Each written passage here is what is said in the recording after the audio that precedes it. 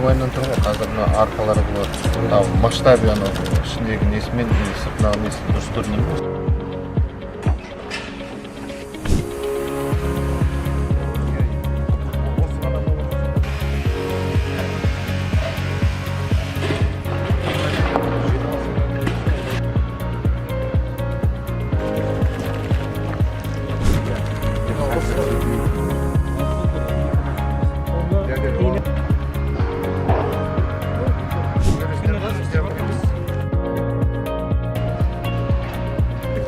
Patkala жұмыс жасап жатырмыз. Бүгінгі таңда тақанчас корпусный емей бөлімі